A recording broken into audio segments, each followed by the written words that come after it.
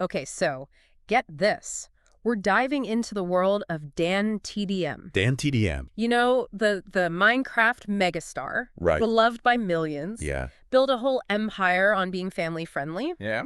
but recently has been making headlines not for gaming, but for calling out some of YouTube's biggest names. Right. And this isn't just like a typical internet feud. Yeah. It gets to the heart of what it means to be an influencer, especially one with a young audience. Yeah. Hanging on your every word. A young audience. So for anyone who hasn't been glued to their screens for, say, the last decade, Right. let's do a quick level set. Okay. We're talking years at the top for DanTDM, Diamond Play Button sponsorship deals, the whole 9 yards. Yeah. It's But there have been, shall we say, a few bumps along the road? It's interesting you use the word bumps because that's precisely what some people are debating. Are they just minor missteps or signs of something bigger? Right. Yeah.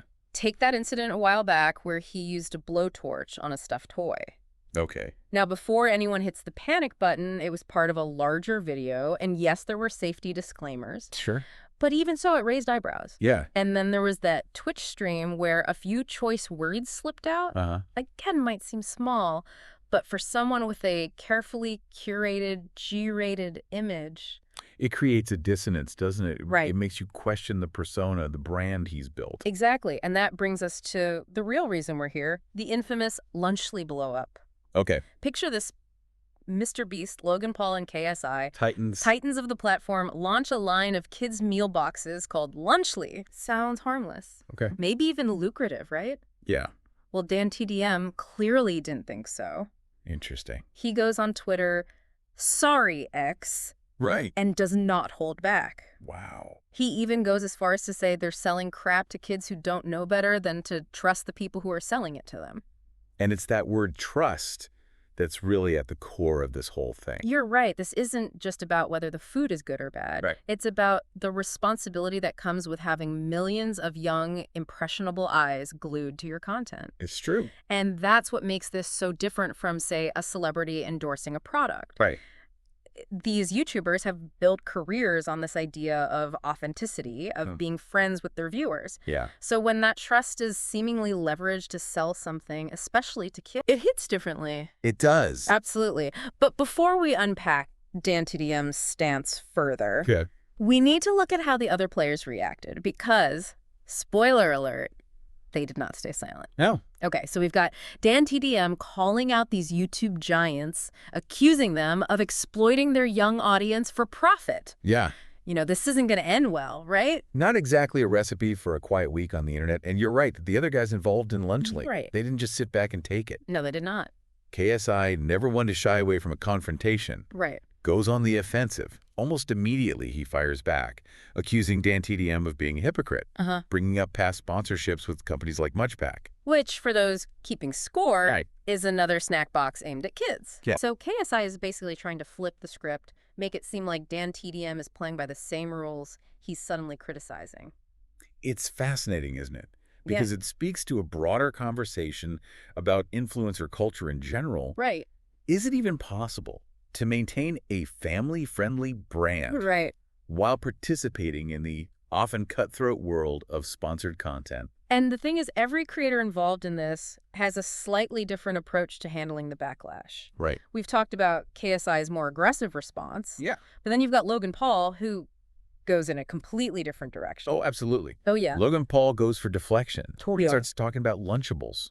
Right. The OG. You know, the OG kids meal box. Yeah. And claims they had lead in them, which, by the way, we haven't verified, just putting that out there. Sure.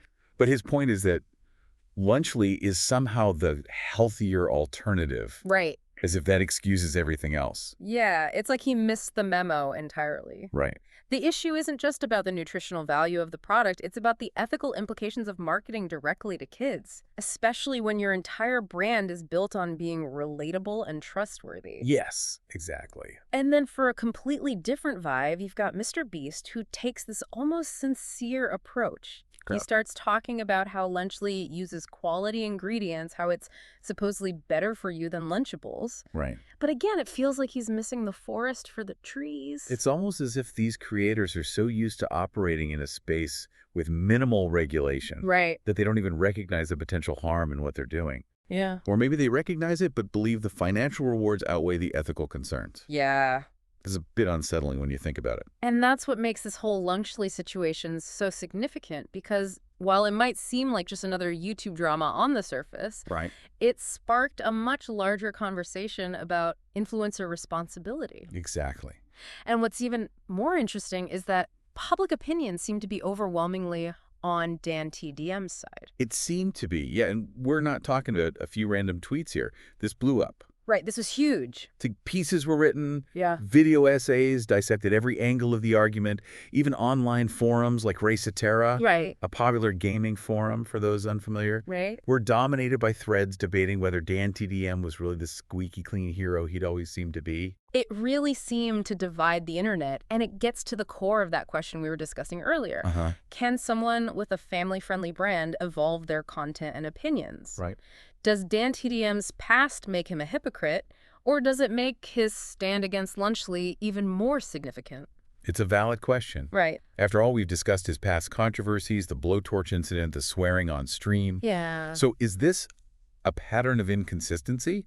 Or is it possible he's recognizing the influence he has and trying to use it more responsibly? It's the million-dollar question, right? Right. And I don't think there's an easy answer. Right. Some people argued that this was DanTDM realizing the power of his platform and wanting to use it for good to call out what he saw as harmful behavior. Others saw it as a calculated move, a way to distance himself from a certain type of YouTube culture that's becoming increasingly monetized, Right. maybe even exploitative. Right. And honestly, both sides raise valid points. Right. It's entirely possible for someone to evolve their views on what's ethical, especially within a rapidly changing landscape like YouTube. Sure.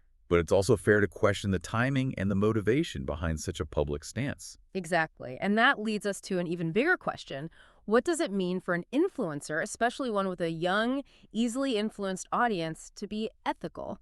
It's such a complex issue. Yeah, it's not like there's a rule book for this, right? Right. What's considered ethical in the influencer space can feel very fluid, Right. very open to interpretation. But We're it's talking about a multi-billion-dollar industry that's still relatively new. Yeah. Regulations and guidelines are playing catch-up.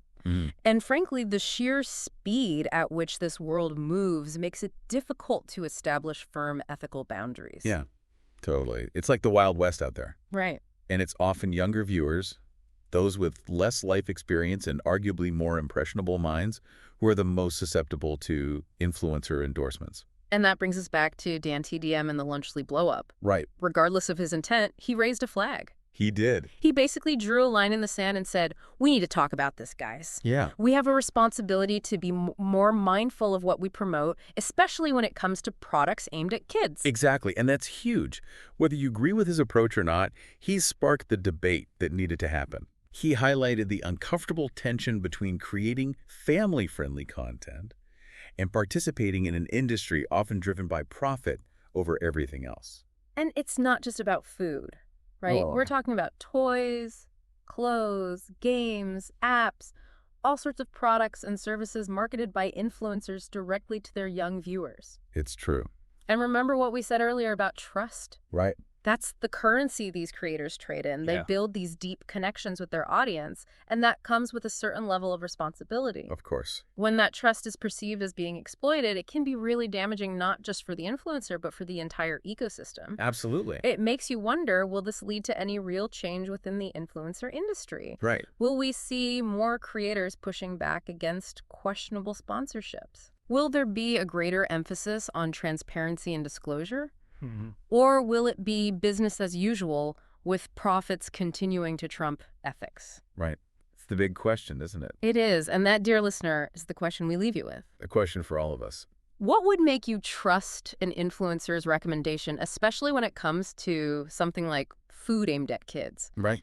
Is it about their entire track record? Yeah. Can people change and redeem themselves after making mistakes? It's something to think about for sure. It is, especially as the world of influencer marketing continues to grow and evolve. Absolutely.